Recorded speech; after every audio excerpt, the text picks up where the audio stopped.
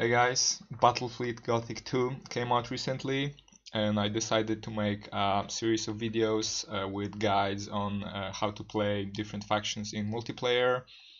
I'll be covering each faction in one video, and we'll be discussing the upgrades that are available for the factions and the ship selection that you have there. And I also made a useful spreadsheet that has all the ships, all the useful ones. I didn't actually make the spreadsheet for all the ships because I just thought that some of the ships immediately stand out as subpar and not really worth using, so I just skipped them.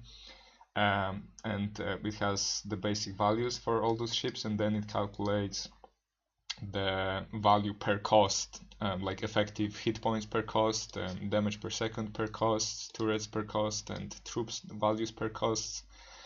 So you can compare the ships between each other and also across factions. And we'll be referring to the spreadsheet a lot while discussing the ships to say why they are good or why they are bad. And then we'll pick up some fleet compositions that should be the best way to win with this faction in multiplayer. They might not be the most fun to play, they might not be the coolest or the most diverse, but they will be effective and they will give you as many victories as you can get, assuming you can play and utilize them properly. But this game is actually pretty easy to play. You don't need extreme micromanagement skills, and just even basic skills, given that you have good strategy and good fleet composition, can carry you pretty high, and they can give you pretty good results. Okay, so for the first, we'll start with the Tau Protectors. They are the strongest fleet, I think, right now. They are very versatile, they have a lot of options, and they're really good options. Their upgrades are really good, some of them at least. And overall they just can do so many things that you never can know what to expect from them when you're facing them. They don't have one strategy only like some other factions, they can actually do many different things. And they're just really strong overall. Okay, so let's start with discussing the ships that they have. First we have the Custodian, which is actually pretty mediocre or even bad. First of all, it has this gravity hook for wardens, which is just a point tax basically.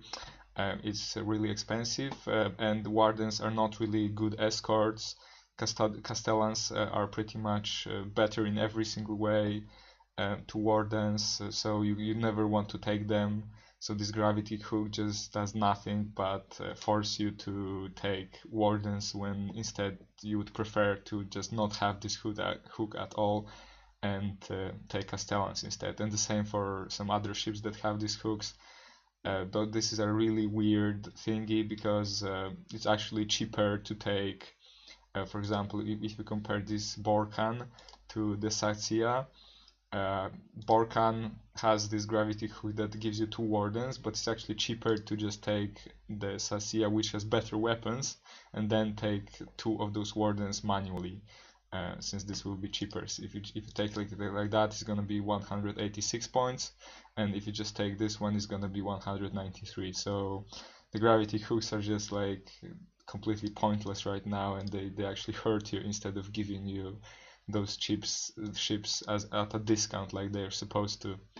So every ship that has a gravity hook right now is just terrible, and just don't use them. Okay, and in the spreadsheet I actually subtracted the cost of the 2 wardens from the Custodian, so it is calculated as if it was 400 points instead of 502. So it looks a bit better than it actually is, but still, as you can see, it's very subpar. The effective hit points per cost are not the highest. The DPS is also very average. It's just average across the board. It doesn't do anything really well. It has 6 hangars, yes, which is nice, but you have to send all those at a single target, and sometimes you want to spread them around for scouting with fighters, for example. So usually it's better to have multiple ships with smaller base than one really huge one. So this is just it's not really bad. It does everything averagely. It has a improved boarding range, but again, you're not really focused on boarding with Tau most of the time. It gives you extra accuracy for defense turrets, so it just improves the efficiency of all your turrets. But then again, Tau have the Castellan, which just has the highest turret per cost value. This is a really amazing defensive escort which has a lot of turrets for its costs. So just Castellans cover your turret needs without even the extra boost from Custodian. Pretty much they just cover you from almost everything, even without this 5% boost. So overall this ship is very average. So the only really useful thing they have is the cruisers. Those are their best ships. And they just have railguns and ions, and they do a lot of macro, or in this case railgun DPS with a bonus of lance, and they also have hangars and torpedoes, so they just do a bit of everything. They have pretty decent DPS, pretty decent survivability. They're just well-rounded, pretty efficient ships all around. And they have really good upgrade, which is the targeting coordinator, which improves your railgun accuracy to exceptional rating, which is the best possible. And it's very easy to utilize. You just need one escort in lock-on stance, and pretty much your whole fleet nearby will have exceptional accuracy. So those railguns will be really effective at longer ranges and give you really good DPS even at range with the lock-on stance for everything. So one of the fleet compositions which just has basic Tau ships is 5 of those cruisers, which are really efficient, and then some Castellans for scouting, turret defense, and screening, and so on, capturing points. This is pretty easy to utilize. You just put them in a line and then fire the torpedoes all at the same time. So you can have a salvo of torpedoes. Then you can also use launch base for scouting to reveal the enemy ships, so that you can target them with torpedoes. And after you know all the positions of the enemy ships, you can just use the Manta bombers to deal some pretty good damage. And at the same time, you just pepper them with railguns all the time. And another really good upgrade they have is repair drones. This is extremely strong upgrade. It's one of the best upgrades out of all the factions. It gives you 6 repair per second per ship. So if you have 5 of those ships in your fleet, the cruisers, it will actually restore 30 DPS, 30 hit points per second for 45 seconds, which is a really long time. So if you look at the spreadsheet here, like average macro cannon or railgun, in this case DPS is like 10 per ship, so you can pretty much, including the armor, negate the damage that the whole fleet is doing to you overall. So if you're facing 5 of those Tau on the other side, it's a mirror match, and you start repair drones, you can negate all the damage that they were doing to you, and you just heal as fast as they deal damage to you, which is really strong upgrade, and it lasts a long time. The only problem is that the cooldown is really long. It has 3 charges, but most likely you will not be able to use all 3 of them, because the cooldown is just too long, that even if you use the first one really early, the chances are the battle will mostly be over after the cooldown refreshes, and you might be able to use it the second time to get some benefit, but it's very unlikely that you will use all 3 charges. Since Tau really just stand their ground, and they stay front to the enemy and just shoot railguns all the time, if the enemy closes, they just deal a lot of damage, and you also deal a lot of damage to them, and the battles tend to end pretty fast. Either you barrage them with railguns enough before they close in, and you just out-damage them in close range to kill them before they kill you, or if they had better composition or a bad matchup for you, like for example orcs, orcs are just so durable that even with your very high DPS and accuracy, you just cannot kill enough of them, and once they close in, they have the best close-in DPS out of everybody, and they should just kill you. But most other factions, you will be able to out-damage them. Even if you just stand still and hold your ground and they close in, you should be able to kill them. So that's one of the fleet compositions that they can use. Another one is basically using the auxiliary ships, which is the Crude War Spheres and the Demiurge Stronghold and Bastion. All of those are really good ships. They have very good stats, and they are pretty cheap for what they give you. The only problem is that they have pretty low morale. They have minus 50 bravery or minus 50 25 in case of Demiurge. So they also have the mercenary trait, yeah, this one. So you cannot do anything once they just lose morale to 0. You cannot execute the commander to restore morale. They will just start fleeing, and the only thing you can do is you can use the rally with your flagship to restore it, but it might be on cooldown and it's not always that easy. But otherwise they are very good, and also they get an upgrade, the Watercast Diplomat, which is again a completely broken upgrade, one of the strongest upgrades in the game, which basically gives you morale immunity as long as your flagship is alive. So if you keep your flagship alive, your auxiliary ships will never be reduced to 0 morale. They will drop only to 100, and then they will just stay there no matter what. So this basically solves the only real weakness those ships had, and once you get this upgrade, it is just absolutely amazing, and you can just throw those auxiliary ships at the enemy without any hesitation, and they will just murder everything, and the enemy cannot do anything really to do and to stop you. So first you can just go with the Crude War Spheres.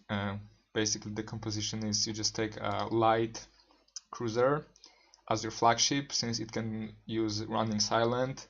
Since you will be using the Watercast Diplomat, you have to protect your flagship at all cost, since this is the only thing that is keeping your fleet together. And once it dies, the minus 50 bravery from the War Spears means that they just all mutiny and they just all run away. So you have to absolutely keep your flagship alive, and the best and easiest way to do that is to just hide it with running silent and stay away, only coming out when you are certain that you already won. And the War Spears themselves are really amazing ships. They have lots of hull points, lots of shields, immune to criticals, perfect armor, and pretty good all-around DPS. If you look at the spreadsheet here, you can see that the War Sphere has a 43 HP effective to cost ratio, which is like really high. It's almost twice that of a Custodian. Its like average is around 20, so it is absolutely crazy tough. It's as tough as Necron ships, or sometimes even tougher. So it's really hard to kill. It has perfectly average DPS, so you're not really sacrificing the DPS like the Necrons do. They are really tough, but they have really poor DPS. And the boarding per cost value is actually also really high. It's 0.05, which is comparable to the ones that Tyrannies get. So you can see that the War Sphere is as good as boarding as the Tyrannies are, which they are supposed to be the best at boarding, but the War Sphere here matches them perfectly, and it's also much tougher than them, and basically just as fast. The War Sphere is actually 120 speed, but of course Tau get absolutely broken upgrade in the experimental thruster manifold here, which increases all ship speed by 25, and it also increases the rotation of them by 5 per second. So one of the weaknesses of the War Sphere is that it has those War's engines. It doesn't have the normal Tau engines, but it has the superconducting engine, which is supposed to have very low acceleration, deceleration, and it turns very slowly. You can see that the rotation speed is 0, so it's supposed to be really hard to turn this thing, but the upgrade increases this, so it actually gets something like 5 or 6 degrees of turning speed, which makes it comparable to Tyranids and other ships. So I expect this to be patched sometime, because this upgrade is not supposed to be applied to the war spheres, I guess, but right now it does apply, and it just makes them absolutely amazing because they don't have any weaknesses. They're faster, they turn well. You don't have to manage them in advance. Just point them at an enemy and they can actually track them. You cannot outmaneuver them like you should be able to. It has 360-degree DPS in 24, which is again perfectly acceptable, decent DPS for this cost. And it's just amazing ship all around. So you can just take 4 of them and just board the enemy better than Tyranids do, because Tyranids have pretty good boarding, but they're not tough enough, so you can often get killed before you close in. But with Warspheres, they just cannot, because immune to criticals, perfect armor, they're just way too tanky to kill before they get to you. You also get the maneuvers, so it's just extremely strong tactic. You can board everything and kill whatever you didn't board, much better than Tyranids do. So this is really strong. And another thing you can try is use the Demiurge ships. So you can just again take all those, as many as possible of those auxiliary ships with light cruiser as your flagship, so that you can keep it alive with running silent, and so that you can protect your watercast diplomats so they never run out of morale. And those guys are also extremely good. They just cover all the bases. They have the torpedoes, they have launch base, they have lances, they have macros, they cover 270-degree arcs. You can see that they just have weapons on every side. So you have both frontline DPS, which is pretty nice, and it doesn't work for some reason. It's supposed to show weapon arcs, but it doesn't.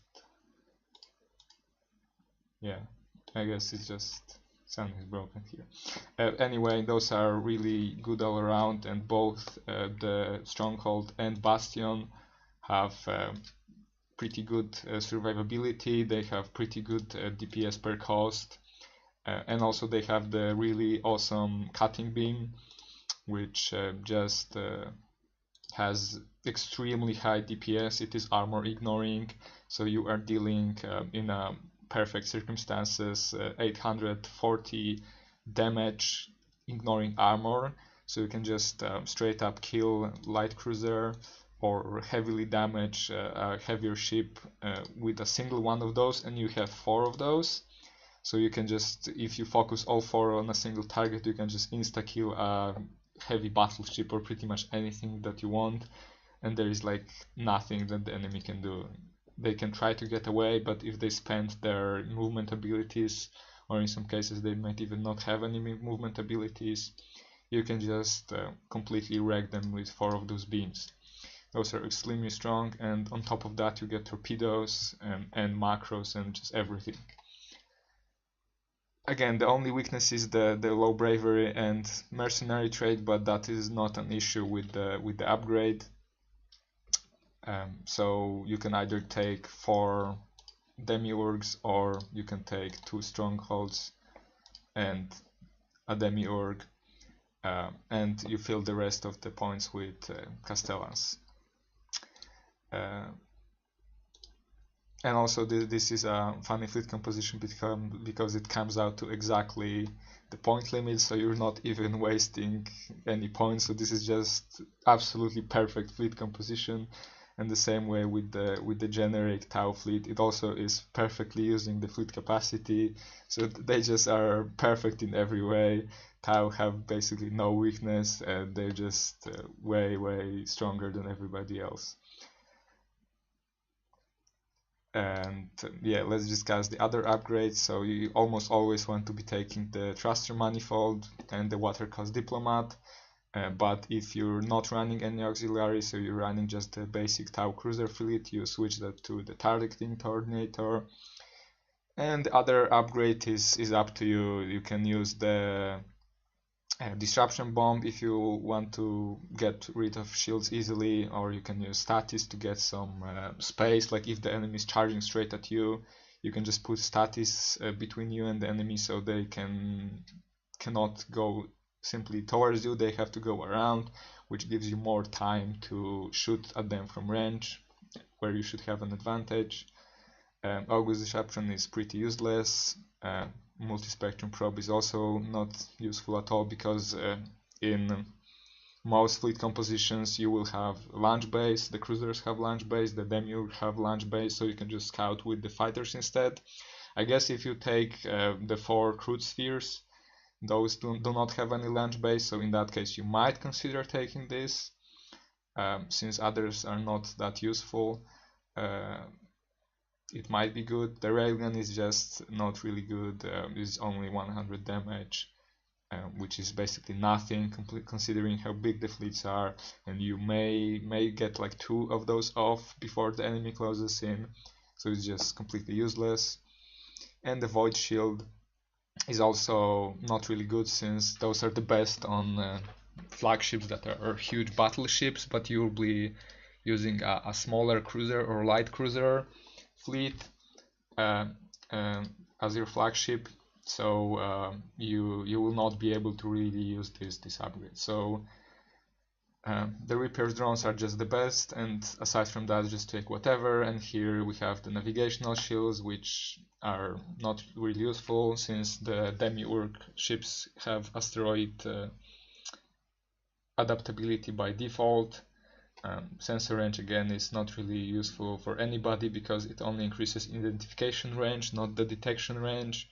And it's not really the identifying the enemy ships that is the problem. The problem is detecting stealthed ships, but you can only do that with the detection range, so this ability doesn't help you to detect stealth ships at all, so it's just not good for anybody.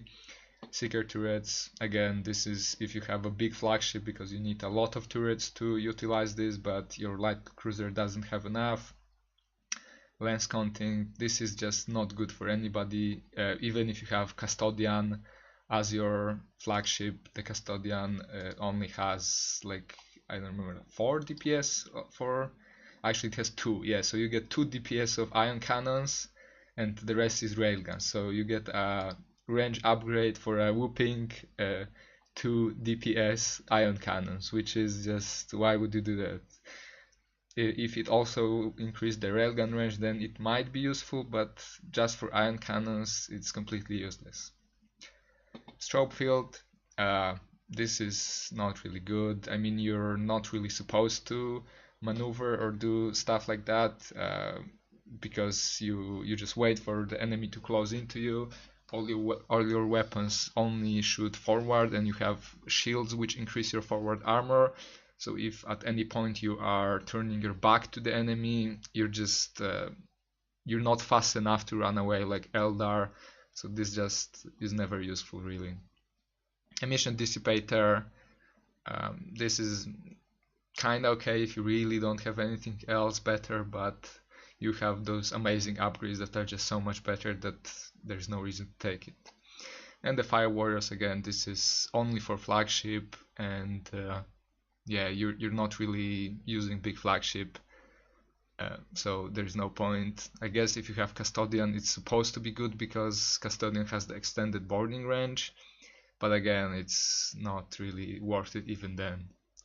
And yeah, the Cast Diplomat and Thruster Manifold are really amazing, so just take those. Yeah, I hope this will be useful.